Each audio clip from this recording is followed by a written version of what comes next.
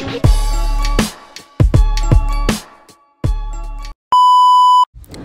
morning guys! Welcome back to MTV5. So for today's video, pupunta tayo sa Orion Muffler Shop para makapagpakabit tayo ng full exhaust para sa ating 450 SR. So kung mapapansin nyo guys, mataas na yung araw. Pero ang plano ko talaga sana is 5 AM pa lang aalis na ako para by 7 AM nasa Orion na ako. However, syempre ang hirap gumising sa umaga. So, yung 5 AM na alis ko ay naging 6 AM na gising ko at 7 AM na alis ng bahay. So, ngayon, nandito pa lang ako sa kahabaan ng zigzag sa Cuenca and going to Lipa para dun tayo pumasok ng Star Tollway. Tara guys, samahan niyo muna ako sa aking biyahe.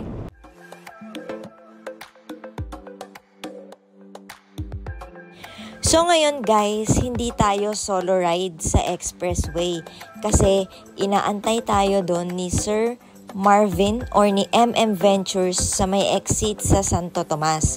Doon na lang daw niya ako kikitain. Sasabayan niya ako sa expressway, pero dahil meron din naman siyang sariling lakad, hindi na niya tayo sasamahan sa Orion. Kaso guys, ito na nga ang problema ko. Ako yung tipo ng driver na hindi marunong sa daan. So, yung sinasabi niya na aantayin daw niya ako dun sa may Santo Tomas exit, hindi natin yun alam guys. So, ngayon, ang sistema, sabi niya, dumaan lang daw ako, susunod na lang daw siya. Kaya sana, magkita kaming dalawa. 'Di ba? Pero bago ang lahat, tara magpagas muna tayo ng 500 full tank. Full tank? Gago!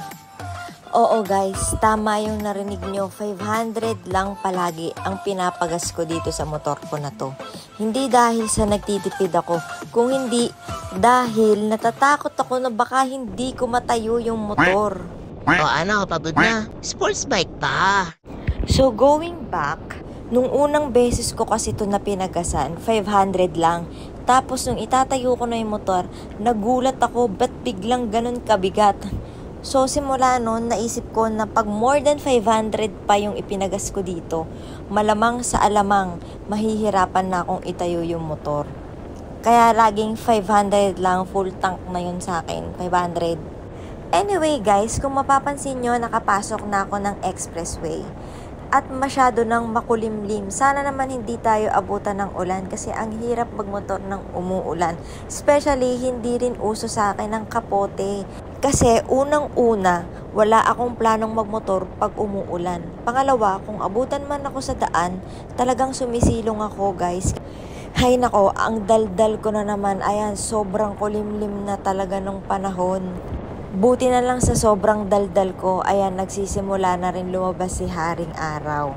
Heist, maraming salamat naman at hindi tayo aabutin ng ulan sa expressway kasi hindi ko alam kung anong gagawin ko pagka umabot na ng ulan tapos ang layo-layo pa ng susunod na gasolinahan para huminto at magpatila ng ulan, di ba?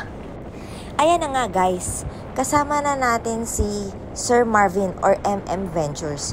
Kaso, hindi siya nakikita sa camera ko kasi lagi lang siyang nasa likodan ko, nasa tabi ko, or nasa harapan ko. Pero dahil hindi tayo naka-Insta 360 camera, hindi talaga natin siya nagtatapatan ng camera. Pero ang mahalaga, meron akong kuha sa camera niya. Ayan o, diba? Sana all merong Insta 360. Bigyan nyo naman ako niya, no? Sige na. Insta 360, baka naman. Ayan guys, inaantay lang natin si Sir Marvin dito kasi pumila siya sa cash lane pero nakapag-exit na tayo. Orion, here I come! At ayun na nga, inabot na tayo ng Ambon guys pero wala naman ako magagawa kung di ituloy na to. Diba, pa-wipe-wipe pa ng lens yan. Pero ayun, kailangan ko pumunta sa Orion kasi yun talaga yung iniluwas ko ng Maynila.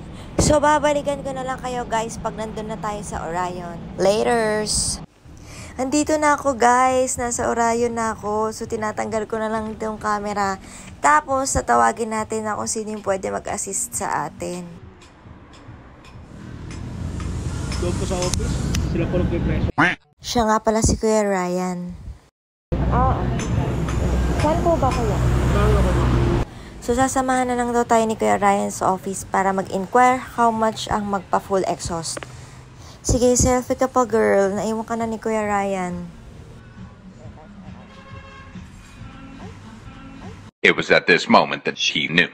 She fucked up.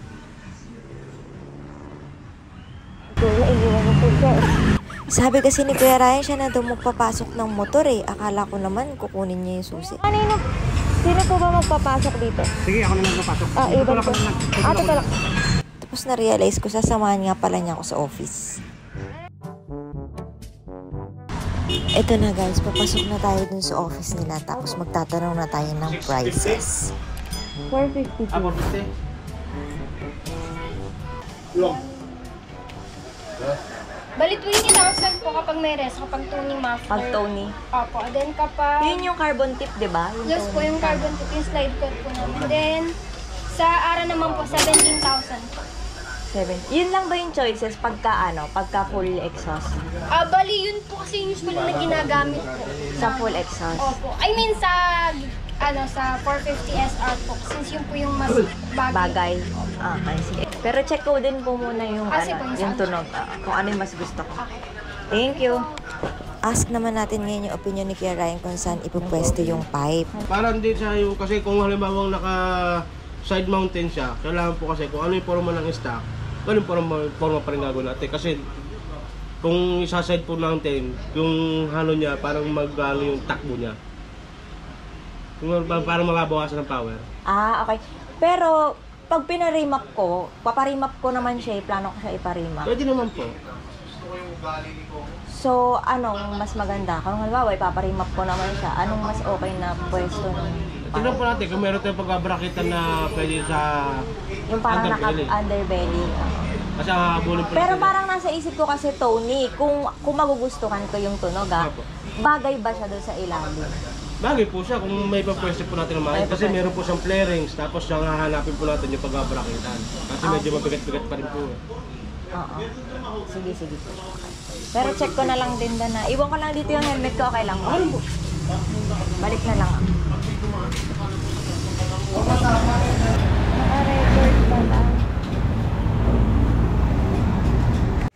So, ayan si Kuya Ryan. Siya nga pala yung gagawa ng motor natin. So, bago niya umpisahan, nililinisan niya muna kasi dumaan yan sa mga putik-putik dahil naabutan ako ng ulan.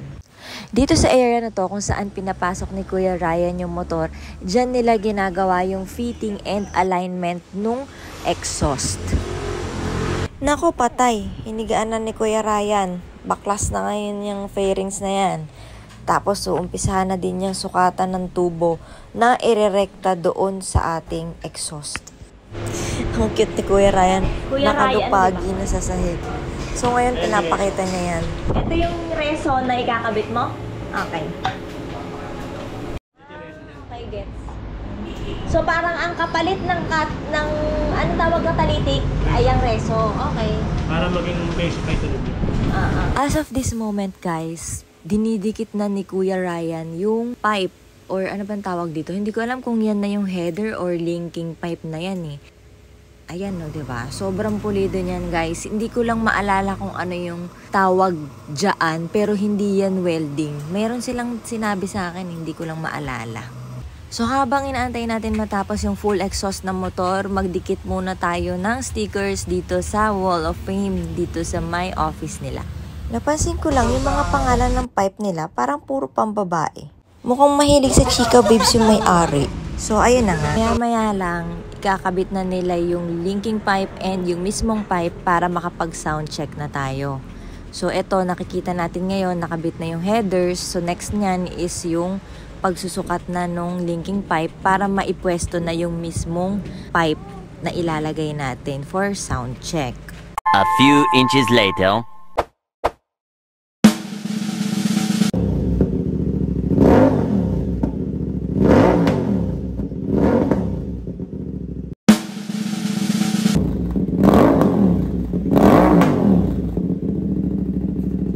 Finally guys, nakapag-decide na ako kung ano ang pipiliin ko na muffler. At kasalukuyan na nga siyang pinipersonalize. So nilalagyan siya ng pangalan ko at ang pinalagay ko ay ang MTV5. So, syempre, yung iba dyan magtatanong, bakit hindi yung si Ara ang pinili mo? Bakit si Tony? Mas maganda yung tunog ni Ara. Sa totoo lang, pareho naman maganda yung tunog nila. So, the reason why I chose Tony is because maganda yung aesthetic niya. Plus, maganda din yung tunog niya.